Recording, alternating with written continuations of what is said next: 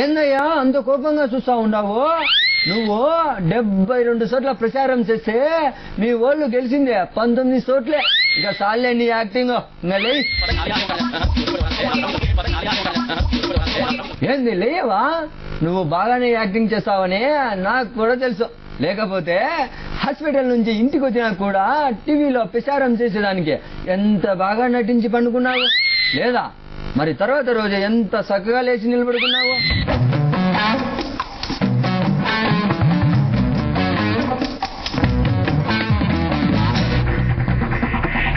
అయినా నీతో నాకెందుకు?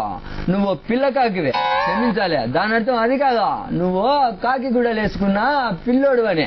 అది సరే గాని నీ బాబాయ్ తొడల సింహారెడ్డి, క్షమించాలే సమరి సింహారెడ్డి, అదేనయ్యా బాలయ్య యాడున్నాడో?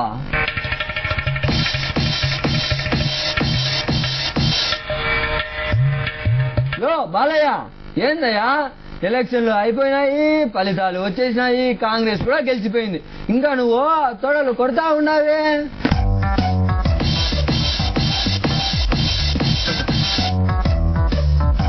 ఆపవయ్యా బాబు ఆపో. ఏంది ఆపవా? నిన్నడిగితే నువ్వేం చెప్తావులే గాని పిచ్చి కుదిర్చే సైకియాట్రిస్ట్ అడిగి తెలుసుకుంటా. ఏమయ్యా డాక్టర్ గారు, బాలయ్యకి వచ్చిన రోగం ఏంది? దీన్ని తొడకొట్టు రోగం అంటారు. ఒక్కసారి అంటుకుంటే మరి పోదు. కాస్త ఏరంగా చెప్పండి. గజ్జి తామర ఎలాగో ఇది అలాగే మరి పోదు. అది కొండల తొడల జీవితాంతం కొట్టుకోవడానికి కాస్త ఏమన్నా మందులుంటే చెప్పవా? త్వరలో కొట్టుకోకుండా మందు లేదో తెలియదు కానీ వాయకుండా మాత్రం మందు రోజు పూసుకోవచ్చు. ఓకే డాక్టర్ గారు, థ్యాంక్ యూ.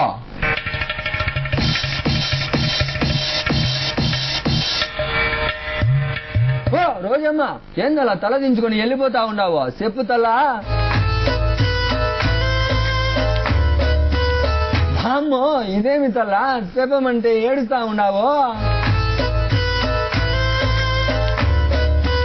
నన్ను రాకుండా ఉండటం కోసం ఎంత మంది మరి నా మీద ఒత్తిడి తీసుకొచ్చారో మీ అందరికి కూడా తెలుసు.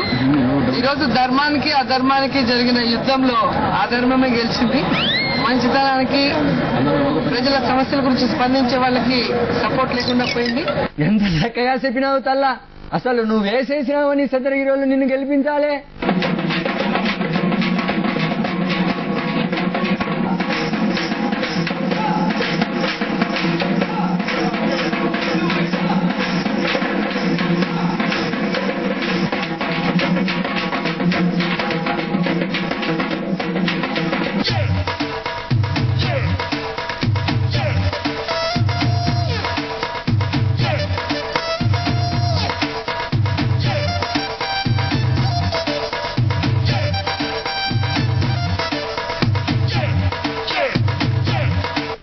దాని తల్ల డప్పు కొట్టేసే ప్రజలు ఓటేస్తారా ఏంది?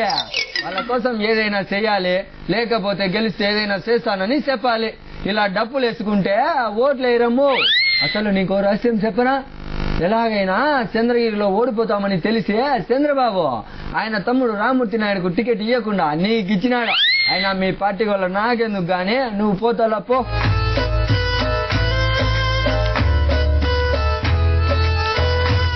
అల్లు అరవిందా, నీ సంగతే మర్చిపోయినాను. అవును, మీ పార్టీ ఎన్ని సీట్లు గెలుస్తాదన్నావు? 294 వస్తే బాగుంటుందని నా కోరిక.